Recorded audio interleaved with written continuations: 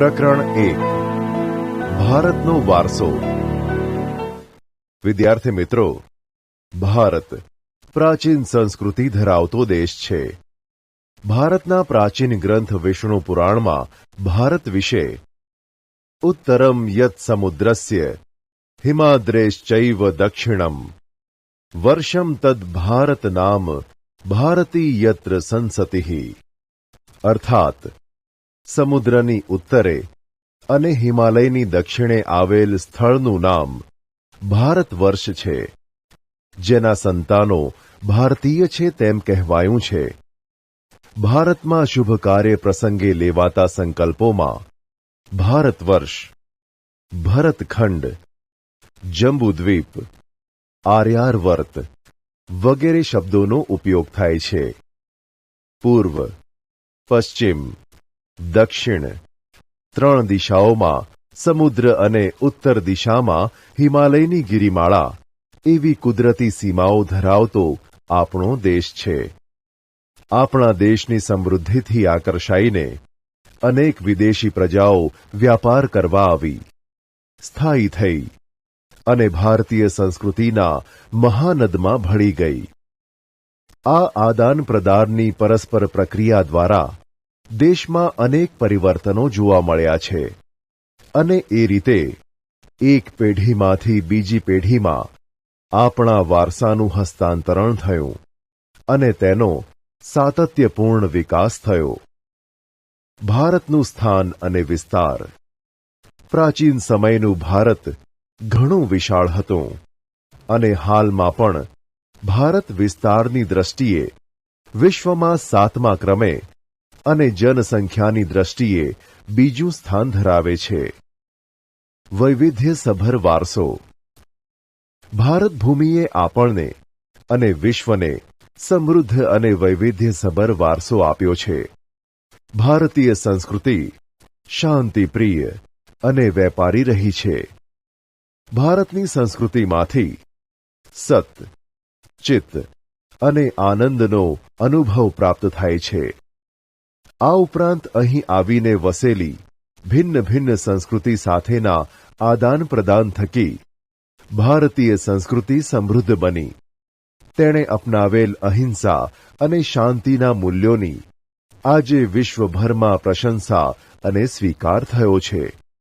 સિંધુ ખીણની સંસ્કૃતિના લોકોથી શરૂ કરીને આજ દિન સુધીના લોકોએ ભારતને પોતાની આવડત, બુદ્ધિ, શક્તિ અને કલાકૌશલ્ય દ્વારા સમૃદ્ધ બનાવ્યું છે। ભારતના ભવ્ય વારસાના નિર્માણ અને ઘડતર માટે અનેક ઋષિમુનિઓ, સંતો, વિદુષીઓ, વિદ્વાનો, ચિંતકો, કલાકારો, કારીગરો, વૈજ્ઞાનિકો, સંશોધકો, સાહિત્યકારો, શિક્ષણશાસ્ત્રીઓ, રાજનીતિજ્ઞો, ઇતિહાસકારો, સમાજ સુધારકો વગેરેનો અગત્યનો ફાળો છે। તેમના ધર્મ, શાસન શૈલી, ભાષા, કલા, ચિત્ર, બોલી, પહેરવેશ અને રીત રિવાજો વગેરે પણ ભારતને મળ્યા। આ રીતે ભારતમાં ભાતીગળ સંસ્કૃતિનું નિર્માણ થયું। સંસ્કૃતિનો અર્થ। સંસ્કૃતિ એટલે જીવન જીવવાની રીત। દેશ કે સમાજમાં કાળક્રમે બદલાતા સંજોગો અનુસાર જનજીવનમાં આવતા પરિવર્તનો, સુધારા, સામાજિક, નીતિરીતિ ઇત્યાદિ વડે ભિન્ન ભિન્ન સમાજોની સંસ્કૃતિ બને છે। સંસ્કૃતિ એટલે માનવ મનનું ખેડાણ અને તેમાં માનવ સમાજની ટેવો, મૂલ્યો, આચાર વિચાર, ધાર્મિક પરંપરાઓ, રહેણી કરણી અને જીવનને ઉચ્ચતમ ધ્યેય સુધી લઈ જતા આદર્શોનો સરવાળો એમ કહી શકાય। ભારતીય સંસ્કૃતિનો વારસો। વારસો એટલે આપણને આપણા પૂર્વજો તરફથી મળેલી અમૂલ્ય ભેટ। ભારતનો ઇતિહાસ હજારો વર્ષ પુરાણો છે। શાળાકીય અભ્યાસમાં લેવાતી દૈનિક પ્રતિજ્ઞામાં આપણે હું મારા દેશને ચાહું છું અને તેના સમૃદ્ધ અને વૈવિધ્યપૂર્ણ વારસાનો મને ગર્વ છે તેમ કહીએ છીએ. આ સમુદ્ર વારસો એટલે ભારતનું સમગ્ર વિશ્વને પૂર્ણ માનવ જીવનના રહસ્યોનું પ્રદાન એમ કહી શકાય. ભારતના આ વારસાને અહીં દર્શાવેલા વિભાગોમાં વહેંચીને સમજીએ. 1. ભારતનો પ્રાકૃતિક વારસો. 2. ભારતનો સાંસ્કૃતિક વારસો. 1. ભારતનો પ્રાકૃતિક વારસો. પ્રકૃતિ, પર્યાવરણ અને માનવ જીવનની વચ્ચેના નિકટતમ સંબંધોનું પરિણામ એટલે પ્રાકૃતિક વારસો. પ્રાકૃતિક વારસો એ કુદરતની ભેટ છે. ભારતનો પ્રાકૃતિક વારસો વિશિષ્ટ અને વૈવિધ્યસભર છે, જેમાં ઊંચા પર્વતો, નદીઓ, ઝરણા, સાગરો, લાંબા દરિયા કિનારા, વિશાળ ફળદ્રુપ મેદાનો, ખીણ પ્રદેશો, રણોનો સમાવેશ થાય છે તથા વૃક્ષો, વનસ્પતિ, જીવજંતુઓ, ઋતુઓ, પશુ પક્ષી, પ્રાણીઓ અને વૈવિધ્યપૂર્ણ ભૂમિ દ્રશ્યો એટલે કે લેન્ડસ્કેપ, વિવિધ પ્રકારના ખડકો, ખનિજોનો સમાવેશ થાય છે. આપણે સૌ પ્રકૃતિના સંતાન છીએ. પ્રકૃતિએ આપણી આહાર, પાણી, શુદ્ધ વાયુ તેમજ નિવાસ જેવી લગભગ બધી જ આવશ્યકતાઓ માટે સુંદર વ્યવસ્થા કરી છે. પ્રકૃતિ સાથેનો આપણો વ્યવહાર શ્રદ્ધાપૂર્વક હોવાના ઉદાહરણો પંચતંત્રની વાર્તાઓ અને બૌદ્ધ ધર્મની જાતક કથાઓમાં જોવા મળે છે. આપણા લોકસંગીત અને શાસ્ત્રીય સંગીતમાં પણ ઋતુઓ અને પ્રકૃતિ સાથેનો સંબંધ જોવા મળે છે. આપણા ગીતો, તહેવારો, કવિતાઓ, ચિત્રોમાં પ્રકૃતિ અને ઋતુચક્રનું નિરૂપણ જોવા મળે છે. નિસર્ગોપચાર એટલે કે નેચરોપથી, આયુર્વેદિક, યુનાની જેવી ચિકિત્સા પદ્ધતિ પ્રકૃતિ પર આધારિત છે. 1. ભૂમિ દ્રશ્યો, લેન્ડસ્કેપ્સ. ભૂમિ આકારો દ્વારા અનેક ભૂમિ દ્રશ્યોનું સર્જન જોવા મળે છે. દાખલા તરીકે હિમાલય પર્વત એ ભૂમિ આકાર છે. હિમાલયમાં અનેક પ્રકારની ઉપયોગી વનસ્પતિ, ખનિજો, અવનવા પશુ પંખી અને શિખરો બરફથી છવાયેલા રહે છે. તેનાથી મોટી નદીઓ બારેમાસ ભરપૂર પાણીથી સમૃદ્ધ રહે છે. તરાઈના જંગલો પણ ત્યાં આવેલા છે. હિમાલયમાં અમરનાથ, બદ્રીનાથ, કેદારનાથ જેવા યાત્રાના સ્થળો, નંદાદેવી જેવા શિખરો પણ આવેલા છે. ભારત માટે હિમાલયનું મહત્વ ઘણું છે. 2. નદીઓ, રિવર્સ. પ્રાચીન કાળથી નદીઓ પ્રાકૃતિક માર્ગ પૂરો પાડતી રહી છે. ભારતીય સંસ્કૃતિ સિંધુ અને રાવી નદીના કિનારે પાલન પોષણ પામી છે. સિંધુ, ગંગા, યમુના, સરસ્વતી, નર્મદા, ગોદાવરી, કૃષ્ણા, કાવેરી જેવી લગભગ બધી જ નદીઓએ ભારતના લોકજીવન પર પ્રગાઢ અસરો ઉપજાવી છે. પીવાનું પાણી, વપરાશનું પાણી, સિંચાઈ, વીજળી, ખેતી, જળમાર્ગ જેવી આપણી મહત્વની જરૂરિયાતો સંતોષવામાં નદીઓનું સ્થાન અગ્રીમ છે. તે ઉપરાંત માટીના વાસણો, મકાનો, લીંપણ તથા ઉદ્યોગોના વિકાસ માટે પણ માનવીએ નદીના પાણી ઉપર આધારિત રહેવું પડ્યું છે. આમ નદીઓએ ભારતીય પ્રજા જીવનને સમૃદ્ધ બનાવ્યું છે. આપણી સંસ્કૃતિમાં પ્રાચીન કાળથી નદી કિનારાના ઉષા અને સંધ્યાના વિવિધ ભૂમિ દ્રશ્યો દ્વારા ભરપૂર સૌંદર્ય, કલાસૂઝ અને કૌશલ્યનો વિકાસ પણ આ પ્રકૃતિના વારસામાંથી આવ્યો છે. તેથી આપણે નદીને લોકમાતાનું બહુનામ આપ્યું છે. 3. વનસ્પતિ જીવન, વેજીટેશન. ભારતની પ્રજા આદિ સમયથી પર્યાવરણ પ્રેમી રહી છે, જેની સાક્ષી તેનો વૃક્ષ પ્રેમ, પુષ્પ પ્રેમ અને છોડવાઓ પરત્વેનો આદર સૂચવે છે. માણસ, પ્રાણી, પશુ પક્ષીના આહાર માટે વનસ્પતિ પર આધાર રાખવો પડે છે. ભારતમાં વડ, પીપળો, તુલસી વગેરેની પૂજા ધૂપ દીપ કરવામાં આવે છે. વટ સાવિત્રી વ્રતમાં વડની પૂજા કરવામાં આવે છે. અનાજ, કઠોળ, તેલીબિયાના છોડ, ધન ધાન્યથી લહેરાતા ખેતરો, વન સમૃદ્ધિથી ભરેલા જંગલો અને ઔષધિઓ માટે ઉપયોગી છોડવાઓએ આપણા અતિ પ્રાચીન કાળથી જીવનને સમૃદ્ધ બનાવ્યું છે. હરડે, આંબળા, બહેડા, કુંવારપાઠું, અરડૂસી, લીમડો વગેરે ઔષધિઓએ તથા મોગરો, ગુલાબ, કમળ, ડમરો, સૂરજમુખી, ચંપો, નિશિગંધા, જુઈ વગેરે જેવા પુષ્પોએ માનવ જીવનને ખૂબ સુંદર, સુવાસિત, નિરામય અને સમૃદ્ધ બનાવ્યું છે. આમ ભારતના સામાજિક, ધાર્મિક જીવન પર વનસ્પતિનો અસરકારક પ્રભાવ રહ્યો છે. 4. વન્ય જીવન, વાઇલ્ડ લાઇફ. પ્રાચીન સમયથી ભારત દેશ પ્રકૃતિ પ્રેમી હોવાની સાથે સાથે પ્રાણી પ્રેમી સંસ્કૃતિ ધરાવતો દેશ છે.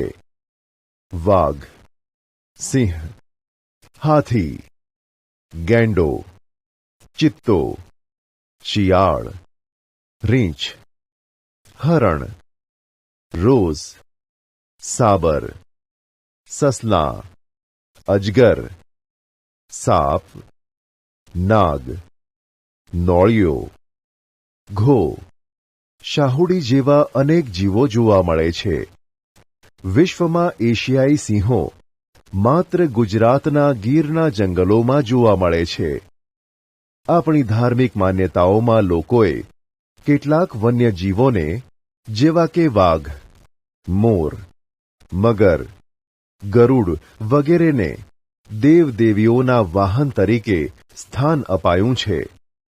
આપણી રાષ્ટ્રમુદ્રામાં પણ 4 સિંહો, ઘોડો તથા બળદની આકૃતિ મૂકીને તેનું મૂલ્ય આંક્યું છે. વળી આ વન્યજીવોની રક્ષા માટે અભયારણ્યો બનાવી તેમના જીવનની સુરક્ષા માટે કાયદા પણ ઘડેલ છે. 2. ભારતનો સાંસ્કૃતિક વારસો. ભારતે જગતને વિવિધતાપૂર્ણ અને સમૃદ્ધ વારસાની ભેટ આપી છે. સાંસ્કૃતિક વારસો એટલે માનવ સર્જિત વારસો.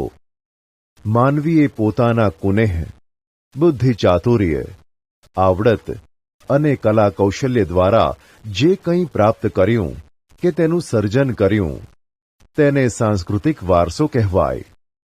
આર્યોથી શરૂ કરીને શકો, ક્ષત્રપ, કુષાણ, હુણ, ઈરાનીઓ, તુર્ક, આરબો, મુઘલ, પારસીઓ, અંગ્રેજો, ફ્રેન્ચ વગેરે જેવી વિવિધ જાતિ પ્રજાતિઓ ભારતમાં આવી. આ બધા વચ્ચે થયેલા આદાન પ્રદાનથી ભારતીય સંસ્કૃતિ સમૃદ્ધ બની છે. પ્રાગ ઐતિહાસિક સમયથી ભારતે વિશ્વની પ્રજાઓને સાંસ્કૃતિક વારસાઓની ઘણી બધી બાબતોની ભેટ આપી છે. ઉદાહરણ તરીકે શિલ્પ સ્થાપત્યની કળા આશરે 5000 વર્ષ જેટલી પ્રાચીન છે, જેમાં સિંધુ ખીણ સંસ્કૃતિના પુરાતન અવશેષોને ગણી શકાય, જેમ કે તેમાંથી મળી આવેલ દેવદેવીઓની પ્રતિમાઓ, માનવ શિલ્પો, પશુઓ તથા રમકડા તેમજ દાઢીવાળા પુરુષનું શિલ્પ અને નર્તકીની મૂર્તિ જોઈને આપણને આપણા સાંસ્કૃતિક વારસા પ્રત્યે સ્વાભિમાન અને ગૌરવની લાગણી જન્મે છે. આ જ ક્રમમાં મૌર્ય યુગની ઊંધા કમળની આકૃતિ ઉપર સિંહ અને વૃષભનું શિલ્પ, બુદ્ધની પ્રજ્ઞા પારમિતાનું શિલ્પ, સારનાથની ધર્મચક્ર પ્રવર્તનવાળી મહાત્મા ગૌતમ બુદ્ધની પ્રતિમા અને તે પછીના કાલખંડની જૈન તીર્થંકરોની પ્રતિમાઓ, રાષ્ટ્રકૂટ રાજાઓના સમયની ઇલોરાની ગુફાઓ નિહાળતા આપણને આપણા સાંસ્કૃતિક વારસા પ્રત્યે આદર અને ગર્વ અનુભવાય છે. આપણા સાંસ્કૃતિક વારસામાં મંદિરો, શિલાલેખો, સ્તૂપો, વિહારો, ચૈત્યો, મકબરા, મસ્જિદો, કિલ્લાઓ, ગુંબજો, રાજમહેલો, દરવાજા, ઇમારતો, ઉત્ખનન કરેલા સ્થળો તેમજ ઐતિહાસિક સ્મારકોનો સમાવેશ કરી શકાય. આપણા સ્વાતંત્ર્ય સંગ્રામના ઐતિહાસિક સ્થળો જેવા કે સાબરમતી આશ્રમ, દાંડી, બારડોલી, વર્ધા, શાંતિનિકેતન, કોલકાતા, દિલ્હી વગેરે પણ સાંસ્કૃતિક વારસા તરીકે ઓળખી શકાય. ભાષા, લિપિ, અંકો, શૂન્યની શોધ, ગણિત, પંચાંગ, ખગોળ, લોખંડ, સાહિત્ય, ધર્મ, યુદ્ધશાસ્ત્ર, રથ, રાજ્યશાસ્ત્ર, પ્રાણીશાસ્ત્ર, વનસ્પતિશાસ્ત્ર, વાસ્તુશાસ્ત્ર, ધર્મો, ગણતંત્ર, ન્યાયતંત્ર, વિધિવિધાન, પર્યાવરણ સુરક્ષા આદિ ઘણી મહત્વની શોધો પણ ભારતમાં થઈ છે. ગુજરાતનો સાંસ્કૃતિક વારસો. સાંસ્કૃતિક, પૌરાણિક અને પુરાતત્વીય મહત્વ ધરાવતા સ્થળોમાં ધોળકા તાલુકામાં આવેલું લોથલ, સુરેન્દ્રનગર જિલ્લામાં લીંબડી તાલુકામાં આવેલું રંગપુર, કચ્છ જિલ્લામાં આવેલું ધોળાવીરા, રોઝડી અથવા શ્રીનાથગઢ કે જે રાજકોટ જિલ્લામાં આવેલું છે વગેરે મુખ્ય છે. વડનગરનું કીર્તિ તોરણ, જૂનાગઢમાં આવેલો સમ્રાટ અશોકનો શિલાલેખ, મોઢેરાનું સૂર્ય મંદિર, ચાંપાનેરનો દરવાજો, સિદ્ધપુરનો રુદ્ર મહાલય, વિરમગામનું મુનસર તળાવ, અમદાવાદ જામા મસ્જિદ, ઝૂલતા મિનારા, સીદી સૈયદની જાળી, હઠીસિંગના દેહરા, પાટણનું સહસ્ત્રલિંગ તળાવ, વડોદરાનો રાજમહેલ, જૂનાગઢનો મોહબ્બતખાનનો મકબરો, નવસારીની પારસી અગિયારી વગેરે ઐતિહાસિક મહત્વ ધરાવતા જોવાલાયક સ્થળો છે. ધાર્મિક મહત્વ ધરાવતા સ્થાનોમાં દ્વારકાનું દ્વારકાધીશ મંદિર અને જગદગુરુ શંકરાચાર્યની શારદાપીઠ, 12 જ્યોતિર્લિંગો પૈકીનું સોમનાથ મંદિર, ઉત્તર ગુજરાતમાં બનાસકાંઠા જિલ્લામાં આવેલું અંબાજી મંદિર, મહેસાણા જિલ્લામાં આવેલું બહુચરાજી મંદિર અને પાવાગઢ પંચમહાલ જિલ્લામાં આવેલું મહાકાળી માતાજીનું મંદિર, ઉનાવા પાટણ જિલ્લામાં આવેલું મીરા દાતાર, ભાવનગર જિલ્લામાં જૈન તીર્થ પાલીતાણા, ખેડા જિલ્લામાં રણછોડરાયજી મંદિર ડાકોર અને શામળાજી જે અરવલ્લી જિલ્લામાં આવેલું છે વગેરે તીર્થસ્થાનો ગણાવી શકાય. ગુજરાતમાં જાણીતા ધાર્મિક, સામાજિક અને પ્રવાસનલક્ષી સ્થળોમાં વિજયનગર સાબરકાંઠા જિલ્લામાં આવેલું પોળો, પતંગોત્સવ અને કાંકરિયા કાર્નિવલ અમદાવાદ, તાનારીરી મહોત્સવ વડનગર, ઉત્તરાર્ધ નૃત્ય મહોત્સવ મોઢેરા અને કચ્છનો રણોત્સવ વગેરેનો સમાવેશ થાય છે. જૈન બૌદ્ધ પ્રવાસન સ્થળો. ગુજરાતમાં જૈન અને બૌદ્ધ ધર્મનો પ્રચાર પ્રસાર થયેલો, જેના આધાર સ્વરૂપે ગુજરાતમાં વડનગર, તારંગા, ખંભાલીડા, જૂનાગઢ, શામળાજી, કોટેશ્વર, તળાજા, ઢાંક, ઝઘડિયા વગેરે સ્થળોએ બૌદ્ધ અને જૈન ગુફાઓ જોવા મળે છે. ગુજરાતના મેળાઓ. ગુજરાતની ભાતીગળ સંસ્કૃતિમાં વિવિધ સ્થળોએ પરંપરાગત રીતે ધાર્મિક, સામાજિક મહત્વ ધરાવતા મેળાઓ યોજાય છે. જે પૈકી મુખ્ય મેળાઓની વિગત આ પ્રમાણે છે. મોઢેરાનો મેળો. મેળાનું સ્થળ મહેસાણા મોઢેરા. મેળાની તિથિ અને મેળાનો સમય શ્રાવણ વદ અમાસ. બહુચરાજીનો મેળો.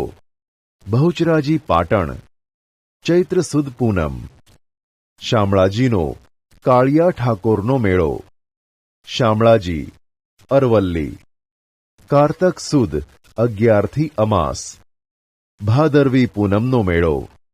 અંબાજી બનાસકાંઠા. ભાદરવા સુદ પૂનમ. ભવનાથનો મેળો. ગિરનાર જૂનાગઢ. મહાવદ 9-12. તરણેતરનો મેળો. તરણેતર સુરેન્દ્રનગર. ભાદરવા સુદ 4-6. ભડિયાદનો મેળો. ભડિયાદ અમદાવાદ. રજબ માસની તારીખ 9, 10, 11. નકળંગનો મેળો. ભાવનગર. ભાદરવા વદ અમાસ. માધવપુરનો મેળો. માધવપુર પોરબંદર. ચૈત્ર સુદ 9-13. વૌઠાનો મેળો. ધોળકા અમદાવાદ. કારતક સુદ પૂનમ. મીરા દાતારનો મેળો. ઉનાવા ઊંઝા. રજબ માસની તારીખ 16-22. ડાંગ દરબારનો મેળો. આહવા ડાંગ. ફાગણ સુદ પૂનમ. ગોળ ગધેડાનો મેળો. ગરબાડા દાહોદ. હોળી પછીના 5મા કે 7મા દિવસે. કાર્તિકી પૂર્ણિમાનો મેળો. સોમનાથ ગીર. ફાગણ સુદ પૂનમ. ભાંગુરિયાનો મેળો. છોટા ઉદેપુર અને કવાંટ. હોળીથી રંગ પાંચમ સુધી. વારસાનું જતન અને સંરક્ષણ. ભારતના વારસાની દરેક બાબતોએ ભારતને રળિયામણું, નયનરમ્ય અને આકર્ષક બનાવ્યું છે અને ભારતને ગૌરવ અપાવ્યું છે. આ ભવ્ય વારસાને સાચવીને વિશ્વમાં પ્રતિષ્ઠિત ગૌરવભર્યું અગ્રીમ સ્થાન પ્રાપ્ત કર્યું છે. તેને સાચવવું તે ભારતના પ્રત્યેક નાગરિકની પવિત્ર અને પ્રાથમિક ફરજ છે. આપણે આપણા પ્રાચીન ઐતિહાસિક મૂલ્ય અને મહત્વ ધરાવતા વારસાના સ્થળોને કોઈ નુકસાન ન પહોંચાડે અને તેનું જતન કરે તે માટે બંધારણમાં નાગરિકની મૂળભૂત ફરજો જણાવી છે. તે મુજબ આપણા ભારતીય બંધારણના અનુચ્છેદ 51 માં ભારતના નાગરિકની જે મૂળભૂત ફરજો દર્શાવી છે તેમાં પણ 6, જ, ટ અર્થાત 6, 7 અને 9માં દર્શાવ્યા મુજબ આપણી સમન્વિત સંસ્કૃતિના સમૃદ્ધ વારસાનું મૂલ્ય સમજી તેની જાળવણી કરવાની ફરજ. જંગલો, તળાવો, નદીઓ અને વન્ય પશુ પંખીઓ સહિત કુદરતી પર્યાવરણનું જતન કરવાની અને તેની સુધારણા કરવાની અને સર્વ જીવો પ્રત્યે અનુકંપા રાખવાની ફરજ. જાહેર મિલકતોનું રક્ષણ કરવાની અને હિંસાનો ત્યાગ કરવાની ફરજોનો સમાવેશ કરવામાં આવ્યો છે. વિદ્યાર્થી મિત્રો, આમ પ્રકૃતિએ જે રમ્ય ભૂમિ દ્રશ્યો ભારતની ભૂમિ પર સર્જેલ છે તેની સુંદરતા, પવિત્રતા અને શુદ્ધતાને આપણે સહુ સાથે મળીને એક નૈતિક ફરજ સમજીને જાળવવા જોઈએ. વારસાનું ઘડતર અને ક્રમિક વિકાસ ભારતને મળેલ વિશિષ્ટ પ્રાકૃતિક રચના પર આધારિત છે. પ્રકૃતિ દ્વારા ભારતને અઢળક સમૃદ્ધિ પ્રાપ્ત થઈ છે. આ પ્રાકૃતિક વિશિષ્ટતાઓએ ભારતને દરેક ક્ષેત્રોમાં વિકાસ માટેની અણમોલ તક પૂરી પાડી છે. ભારતનો વારસો એ હજારો વર્ષોથી ભારતના લોકો દ્વારા આર્થિક, રાજકીય, સામાજિક અને સાંસ્કૃતિક ક્ષેત્રે કરેલ વિકાસનું પરિણામ છે તેમ કહી શકાય. ભારત ભૂમિ અને તેના લોકો. આદિમાનવ ભારતમાં તેમજ પૂર્વ દક્ષિણ આફ્રિકામાં એક સાથે ઉત્પન્ન થયા. ભારતના ભાતીગળ વારસા અને સમૃદ્ધિના આકર્ષણના કારણે અનેક વિદેશી પ્રજાઓ ભારત તરફ આકર્ષાઈ. અહીં અનેક જાતિઓ આવી. પરિણામે ભારતમાં લગભગ બધી જ જાતિના તત્વો મળી આવે છે. ભારતમાં દ્રવિડ પ્રજાની ગણના પ્રાચીનતમ પ્રજા તરીકે થતી હતી. પરંતુ નૃવંશશાસ્ત્રીઓ અને ભાષાશાસ્ત્રની અદ્યતન શોધખોળોથી એવું જાણવા મળ્યું છે કે દ્રવિડો અને બીજી 6 જેટલી ભિન્ન ભિન્ન પ્રજાઓ પણ અહીં રહેતી હતી. તેમના વિશે જોઈએ. 1. નેગ્રીટો, હબ્સી પ્રજા.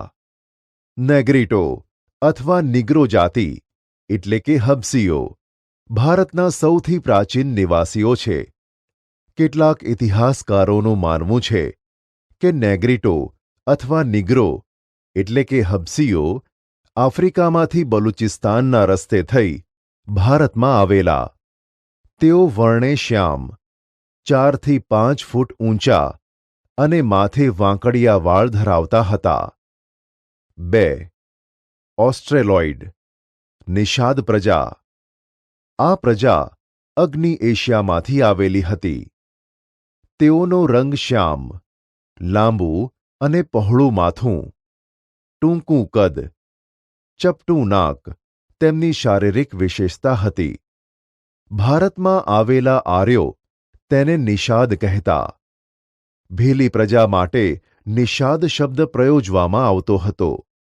ભારતની કોલ અને મુંડા જાતિ, અસમની ખાસી પ્રજા, નિકોબાર અને બ્રહ્મદેશ, હાલનું મ્યાનમારની જાતિઓમાં આ પ્રજાના લક્ષણો વિશેષ જોવા મળે છે. ભારતની સંસ્કૃતિ અને સભ્યતાના વિકાસમાં આ પ્રજાનો ફાળો વિશિષ્ટ છે. તેઓ માટીના વાસણો બનાવવા, ખેતી કરવી, સુતરાઉ કાપડનું વણાટકામ કરવું વગેરે જેવા કેટલાક કૌશલ્યો માટે જાણીતા હતા. તેઓ પોતાની ધાર્મિક માન્યતાઓ ધરાવતા હતા. 3. દ્રવિડ લોકો. દ્રવિડ મૂળ ભારતના હતા. તેમને મોહેન્જો દડોની સિંધુ સંસ્કૃતિના સર્જકો અને પાષાણ યુગની સંસ્કૃતિના સીધા વારસદાર તરીકે ઓળખવામાં આવે છે. ઉત્તરમાંથી આવેલી વિવિધ પ્રજાની ભાષા અને સાંસ્કૃતિક લક્ષણો ટકી રહ્યા. સમયાંતરે આ લોકો દ્રવિડ કહેવાયા. દ્રવિડોએ માતા રૂપે દેવી એટલે કે પાર્વતી અને પિતૃરૂપે પરમાત્માનો એટલે શિવની પૂજાની સમજ આપી. દીપ, ધૂપ અને આરતીથી પૂજા કરવાની પરંપરા દ્રવિડોએ આપી હોવાનું મનાય છે.